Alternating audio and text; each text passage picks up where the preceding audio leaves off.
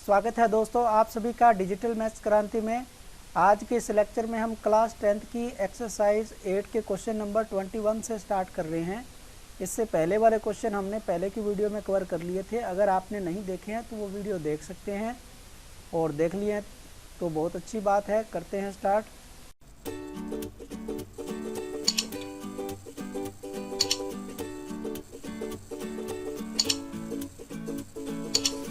Question number 21 में हमें दिया है, एक झील में पानी की तल से 20 मीटर ऊंचे बिंदु ए से बादल का उन्नयन कोण 30 डिग्री का है। यदि झील में बादल के प्रतिबिंब का ए बिंदु से अवनमन कोण 60 डिग्री का हो तो बिंदु ए से बादल की दूरी निकालनी। तो सबसे पहले हम क्या करते हैं, यहाँ पे ये हम झील, यहाँ पे मान लो ये हमारी झील है, ठीक है। और इस झील से 20 मीटर ऊंचा ये कोई बिंदु है। यहाँ पे ये ए बिंदु है आपका, और यहाँ कहीं मान लो आपका बादल है। तो यहाँ से बादल का उन्नयन कोण हमें दे रखा है। बिल्कुल ये समतल आपका, ये जो झील की पैरेलल लाइन जो होगी इसके साथ एंगल हमारा दिया हुआ है। ये एंगल जो है वो 30 डिग्री का है। और दूसरा कि इस बादल की जो परछाई बनेगी वो पानी के अंदर नीचे बनेगी यहाँ पे, ठीक है। और इस बिंदु से उसका अवनमन कोण भी हमें दे रखा है। तो इसमें एक बात खास नोटिस करने वाली ये है कि अगर इस यहाँ से लेके यहाँ तक की डिस्टेंस को अगर हम x मान ले तो ये डिस्टेंस तो आपकी 20 मीटर ही हो जाएगी, यहाँ से लेके यहाँ तक। और जो प्रतिबिंब बनेगा पानी के नीचे, वो जितनी इसकी ऊंचाई है उतना ही नीचे बनेगा। तो ये यहाँ से लेके यहाँ तक की जो डिस्टेंस आपकी आएगी वो आएगी 20 + x। तो यहाँ पे जो हम ट्रायंगल देख रहे हैं इसके नाम दे देते हैं ए, इस पॉइंट का नाम B, और इस पॉइंट का नाम मान लो C, और इस पॉइंट का नाम हमने D दे दिया।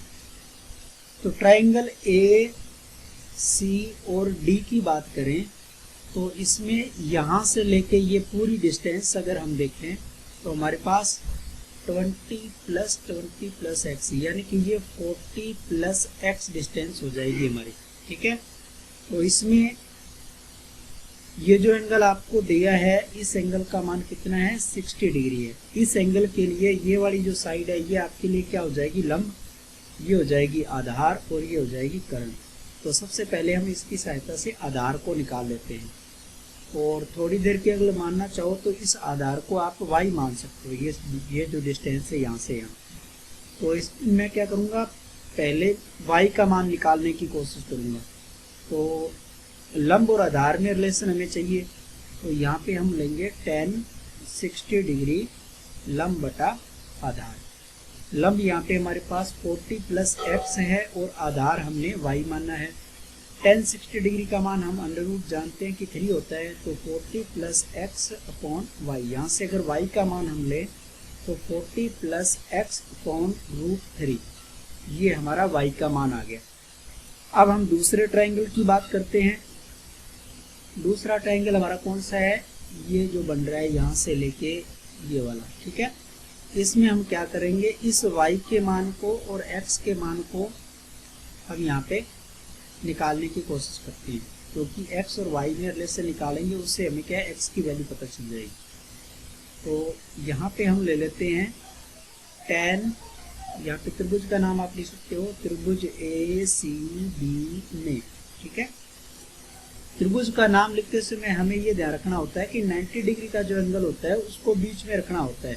जैसे C यहाँ पे 90 डिग्री है तो C का नाम बीच में रखना होता है। बाकी आप BCA रख दो, ACB रख दो, उससे कोई फर्क नहीं पड़ता है। ये बात तो आप पहले से जानते होंगे, नहीं पता तो आप इस बात का ध्यान रखें। tan 30 डिग्री लंब बटा आधार।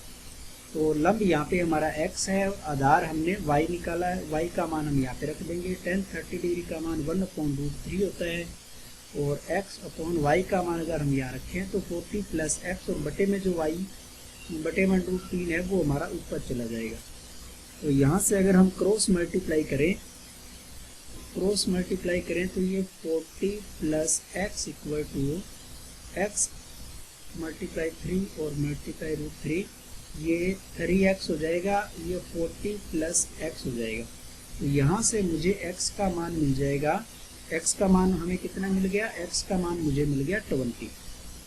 ठीक है, अब इस ट्रायंगल में हम वापस से देख लेते हैं कि इस x की जो वैल्यू है वो आपको 20 मिल गई। ठीक है, तो इसको यानी कि इस 30 डिग्री एंगल के लिए इस लंब को और इस कर्ण को यूज करके हम कर्ण निकाल सकते हैं। बादल से डायरेक्ट ए पॉइंट की दूरी हम निकाल सकते हैं। तो हम यहाँ पे अब यूज करने वाले हैं साइन थीटा को। ठीक है, तो त्रिभुज का नाम वही रहेगा ए सी, और बी में ऊपर वाला पॉइंट हमारा बी था क्या? एक बार देख लेते हैं। हाँ, बी था। तो यहाँ पे इस बार मैं यूज लूँगा साइन 30 डिग्री। तो होता है लंब बटा कर्ण। लंब हमने माना x और कर्ण हमें पता नहीं है, वो a से b की डिस्टेंस है। तो साइन 30 डिग्री का मान हम जानते हैं 1/√2 होता है, और x का मान हमें पता है 20 है, और AB हमें साइड निकालनी है। तो यहाँ से क्रॉस मल्टीप्लाई करोगे, AB का मान आपको 2 × 20 = 40 मीटर आपको आंसर मिल जाएगा। क्वेश्चन नंबर 22 में दिया है, एक नदी के पुल के एक बिंदु से नदी के सम्मुख किनारों के जो अवनमन कोण है 30 डिग्री और 45 डिग्री है। यदि पुल किनारों से 4 मीटर की ऊंचाई पर हो तो नदी की चौड़ाई ज्ञात करो। तो हम सबसे पहले यहाँ पे ये नदी मान लेते हैं कि मान लो ये आपकी जो नदी है वो ये बह रही है। ठीक है, इस प्रकार से जा रही है, और इस नदी से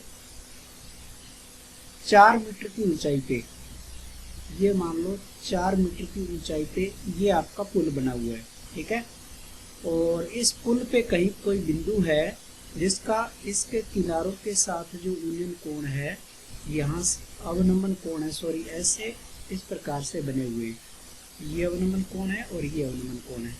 ठीक है, इसकी ऊंचाई हमें दे रखी है, ये कितनी है? 4 मीटर की ऊंचाई पे, तो ये डिस्टेंस भी 4 मीटर की हो जाएगी हाइट। तो हमें नदी की चौड़ाई निकालनी है। तो एक कोण हमें दे रखा है 30 डिग्री का और दूसरा कोण दे रखा है 45 डिग्री का।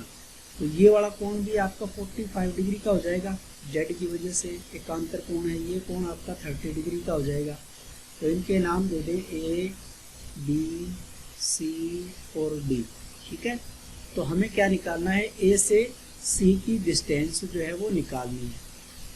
तो सबसे पहले हम बात कर लेते हैं त्रिभुज BDC में।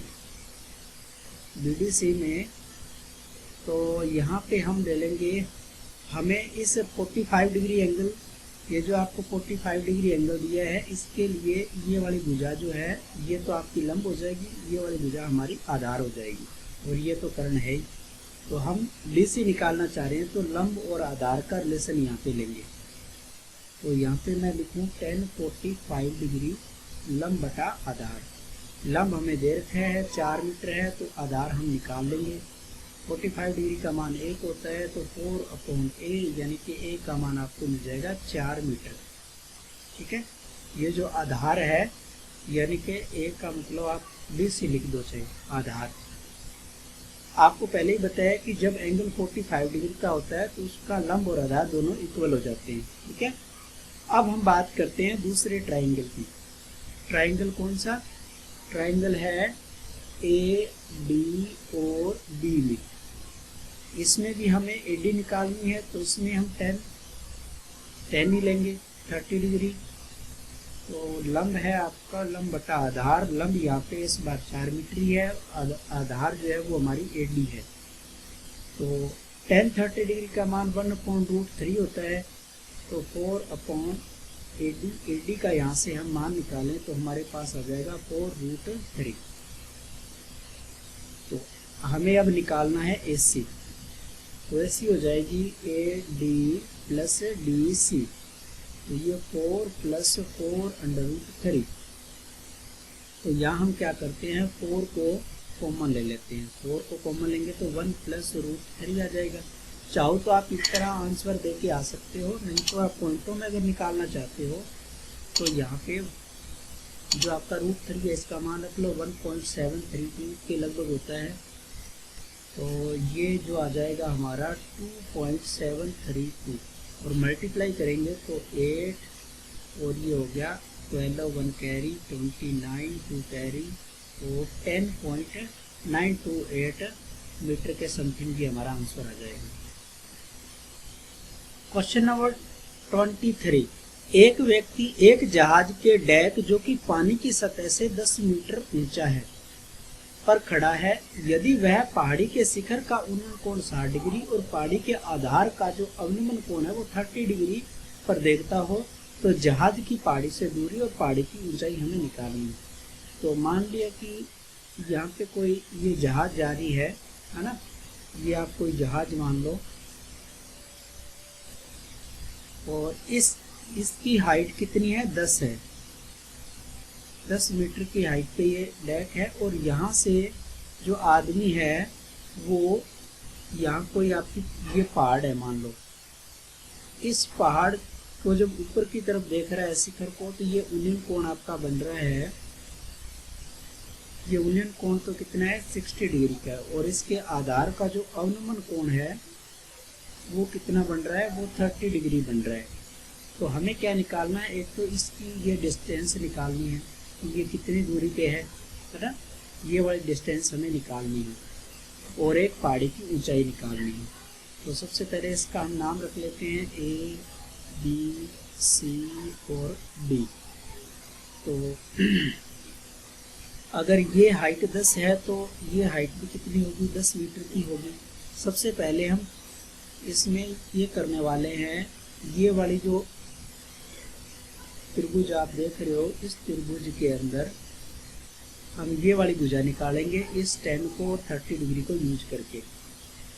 तो इसके लिए हम लिख लेते हैं त्रिभुज आपका है डी बी और C D, 10 30 degree equal to ये आपका आ जाएगा लंब बटा आधार। लंब यहाँ पे 10 है और आधार का नाम चलो मैं यहाँ पे बी डी रख देता हूँ। 1/√3 10/BD। यहाँ से BD की डिस्टेंस हमारे पास आ जाएगी 10√3 मीटर। ठीक है, अब ऊपर वाले ट्राइंगल की बात करें, इस ट्राइंगल की, तो इस ट्राइंगल में 60 डिग्री के लिए ये वाली साइड हमारी लंब है, ये वाली साइड आधार है, ये वाली साइड कर्ण है। तो आधार तो हमें एक तरह से यहाँ मिल चुका है। ठीक है, हमें क्या निकालनी है AB निकालनी है, यानी कि लंब निकालना है। तो इसमें भी हम क्या करेंगे, यहाँ लिख लेते हैं त्रिभुज AB और D में यहाँ पे हम 60 डिग्री को यूज करेंगे। तो लंब बटा आधार, लंब हमें पता नहीं है तो AB ले लेते हैं और आधार अभी हमने निकाला है जो कि आपका BD है। 60 डिग्री का मान √3 होता है, AB और BD का मान हमने 10√3 निकाला है। तो इसका क्रॉस मल्टीप्लाई करोगे 10 × √3 इक्वल टू AB। तो यहाँ से मुझे मिल जाएगा 10 × 3 इक्वल टू AB। तो ये 30 मीटर हमें AB मिल गया। ठीक है, AB की डिस्टेंस हमें पता लग गया 30 मीटर है और ये वाली DB की डिस्टेंस हमें पहले पता लग गया 10√3 है। तो यहाँ पे हमारे पास दोनों चीज़ें आ चुकी हैं। ठीक है, तो ये जो जहाज की जो पहाड़ी से दूरी है, जहाज की पहाड़ी से जो दूरी है वो तो आपकी है DB, D से D, यानी कि ये हमारे पास आई 10√3 मीटर। और दूसरा जो पहाड़ी की ऊंचाई है, पहाड़ी की ऊंचाई वो हो जाएगी आपकी A टोटल ऐसी होगी, यानी कि AB + BC। तो इसको हम अगर लिखें तो ये आ जाएगा AB का मान हमने निकाला 30 और BC आपके पास है 10, तो ये 40 मीटर हो जाएगी। ठीक है, एक आंसर हमारा ये हो गया, एक आंसर हमारा ये हो गया। क्वेश्चन नंबर 24, एक 12 मीटर ऊंचा पेड़ तेज हवा से इस प्रकार टूट जाता है कि उसका शीर्ष जमीन को छूने लगता है और जमीन के साथ 60 डिग्री का कोण बनाता है। ज्ञात करें कि तेज हवा से पेड़ जमीन से कितनी ऊंचाई पर टूटा है। इसका मतलब यह है कि आपका ये कोई पेड़ था जो कि मान लो यहाँ से टूट के इस प्रकार से जमीन को, यहाँ पे नीचे ये आपकी जमीन है, इसको छू रहा है और यहाँ पे 60 डिग्री का कोण बना रहा है। तो पेड़ की जो टोटल ऊंचाई थी वो कितनी थी? 12 मीटर थी। इसका मतलब अब ये हमें पता नहीं है कि पेड़ मान लो कितनी ऊंचाई से टूटा है, तो हमने मान लिया कि वो x ऊंचाई से टूट गया। तो इधर वाली ये जो साइड बचेगी वो 12 माइनस एक्स बचेगी, क्योंकि दोनों भुजाओं का योग करेंगे तो 12 आना चाहिए। इसका मतलब इसका नाम अगर हम ए बी और सी रख दें तो अब इस 60 डिग्री के लिए सामने वाली भुजा आपकी लंब हो गई, ये वाली भुजा आपकी कर्ण है और नीचे वाली भुजा आधार है। तो हमें यहाँ पे लंब और कर्ण में रिलेशन लेना है। तो त्रिभुज ए बी सी में हम यहाँ ले लेते हैं साइन 60 डिग्री लंब बटा कर्ण। लंब आपका है x और कर्ण है यहाँ पे 12 माइनस एक्स। साइन 60 डिग्री का मान हम जानते हैं √3/2 होता है, तो x अपॉन 12 माइनस एक्स।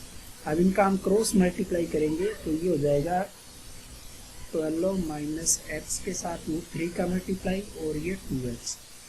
यहाँ से अगर इनको हम खोल लें तो 12 √3 आएगा और माइनस का √3x और 2 इक्वल टू में आएगा आपका 2x। अब इसको हम सिंप्लीफाई करें तो इधर तो आपका 12 √3 रहेगा और ये 2x प्लस √3x हो जाएगा। यहाँ से अगर हम x को कॉमन ले लें तो ये 2 प्लस √3 और इधर 12 √3 और सिंप्लीफाई करें 12 √3 और ये इधर बटे में आ जाएगा 2 प्लस √3 और इधर x आ गया।